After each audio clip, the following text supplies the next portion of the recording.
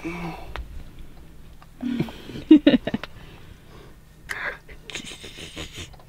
guys, we wanted to talk to you today about the difference of traveling with a dog versus traveling with a baby and traveling with both, and whether or not one is easier than the other. Yeah. Do you have a first instinct of who's easier to travel with right now? Baby. Yeah, are people gonna be like, you can't say it's difficult to travel with your baby because he's your baby. Well, they're both our babies, so that's... But yeah. Baby is... Baby was easier? I think baby is easier. Yeah, in some ways. Well, I guess that's what we're gonna compare right now, so. Well, the first thing would be that Cedar can come everywhere that we go. Yes. And as a bonus, it usually means that people are more kind to us and they stop us in the street and we end up talking to more people. Like, people are a lot more forgiving when you have a baby, and then when you have a dog, obviously people love dogs, but then like the national parks don't allow dogs, and then maybe we can't bring them into like a store or a restaurant with us. So yeah, number one, baby's easier. Yeah, you're easier that way. And also with the dog, you have to keep the van at a specific temperature if you're going to do any of those things, like go to the grocery store, go to a restaurant or things like that. So you can't, like, yes, you can leave the dog in the van, but it has to be a good temperature, a safe temperature for him. So you would never just leave a baby in the van. Yeah. And in the heat of the day, you can get out and... Okay, so, but the opposite of that is that Cedar does have to be with us all the time. Yes. So if it is temperate, or there are times where we can leave Caden, then that kind of balances out a little bit too, because we can be without him, leave him here with food and water, as long as the temperature is okay. Whoa. Right? Yes. So maybe it's a bit more work that way. Yes. You know, at first. But we do tend to be in warmer climates, or at least try to be in relatively summer-ish weather year-round. So. Yeah. So overall, easier baby. Baby. Yeah. And both. They both have their challenges for sure. Yeah. Well, I was just thinking, like, okay, so for storage-wise. Yeah. Because that matters in a small vehicle. Dog is easier. Dog is easier. It's just dog food.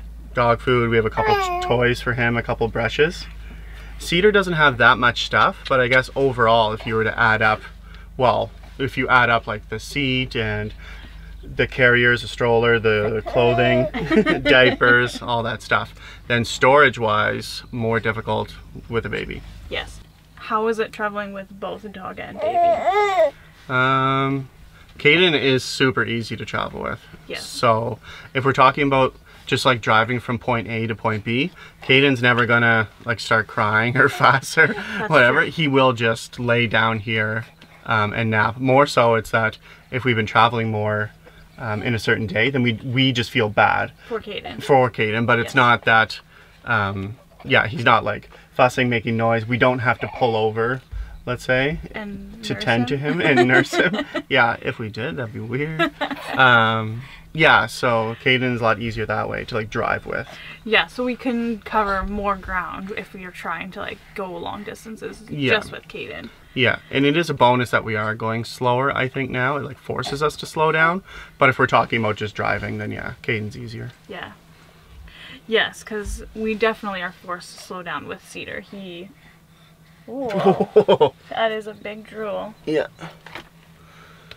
Caden's drools are easier to manage. There's definitely really no more laundry with Caden. No. But we go through laundry a lot faster with Cedar. Yeah. But all is worth it. I would say, how would you call this? Like the body upkeep, as far as right now, is probably more difficult with Caden. Like his fur and like brushing him out and like the mess. Caden makes more mess in the van, way more mess than Cedar ever would. Yeah, because even when he's just like out, even if there's nothing outside, it's just sand, he will bring sand in on his feet, and then there'll be sand on the bed. And I expect that to fully change whenever Cedar's a toddler, where if he's rolling around in the sand just as much as Caden is, then then yeah, like he could just come in, or he could be doing crafts or have paint on his hands and just go swoosh and the whole van is just covered. So yeah, but as of right now, Caden is more messy, more difficult. Yes. Not that anybody's difficult, that's the wrong word. Yeah, that is the wrong word. More work, I guess? More work. Yeah. Yeah, more thought goes into certain things. Yeah, his like upkeep, I guess. Yeah. Mm-hmm. But traveling with both a dog and a baby poses its own challenges, because you have the challenges of a baby that we talked about, and then you have the challenges of a dog that we talked about. Ooh. Ooh. Ooh. And for instance, I love you. So one other challenge that we didn't really talk about with Cedar is that stealth camping is sort of a no-go now. I mean, we can do it, but we don't want to get the cops called on us in the middle of the night, and if somebody hears a baby crying in a van at midnight, the chances of getting the cops called on you is probably pretty high. Yeah, like if somebody did.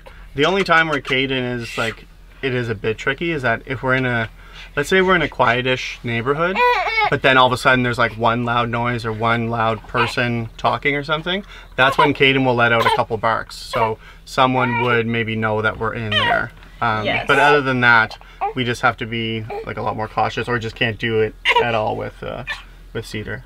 So that makes like finding a spot to park with a baby more challenging. Like you're looking at you're looking at BLM land primarily, and just a lot of drool right now. Yeah. And then like as far as let's say time input, then obviously Cedar is a lot more time intensive, because one of us literally is always with him at this point until he can have like more self-directed play and that sort of thing. So right now it's like, as far as time intensive, it's like almost all on Cedar right now. Yes. And as far as Caden, it's taking him out in the morning, the evenings, taking him for a walk. Okay, and then who you have to answer right away in the first 3 seconds. Who's more cuter, Cedar or Caden? Go! Cedar. What? I thought you would say you can't answer or it's a tie. Well, I love Caden. But you're just saying that. But like this baby, he is just. So you gotta say it. But that's like saying one of your children is cuter or like easier or something than the other. Right? He's happy now because she's like, yeah, or he's like, yeah, she thinks I'm cuter. Well, that's okay, Caden. He turned his head away. Caden is the cutest dog in the world. Okay, that's a good recovery then. So. Cedar is the cutest baby in the world. Yeah. Everybody asked about Cedar's eyes and hair. So the hair thing probably comes from my side, although Vanessa has like some reddish or like reddish blonde. I was blonde when I was a baby. Yeah. But I don't know if he's like, your hair turned dark like within a year. Yeah. I don't know if his will. And then his blue eyes, obviously it looks weird because we both have dark brown eyes. But the blue eyes come from my side. Yeah, so there are a couple people with blue eyes in Vanessa's family. So I think the chances were really slim, but it happened. It happened.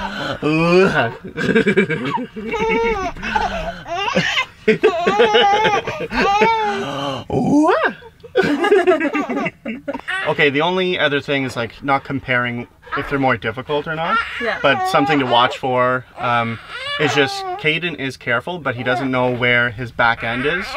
So if he's jumping up on the bed, then we just always have to be aware that like, oh, if he turns around and sits, and dogs, you know, sometimes their legs just flop out from under them and they just kind of like slam to the ground. Yeah. So we just have to make sure that Caden has some distance with Cedar until he's bigger. Like if Cedar's 1-year-old, 2-year-old, then he can like sit up and stand and kind of fend for himself. But when he's just lying down, then you just have to make sure that Caden has some distance. Yes. There. The other thing that I have noticed with Caden since moving into the van with Cedar is that he seems more attentive to Cedar than he did in the apartment. Right. Like closer quarters, I guess. Like that's one thing.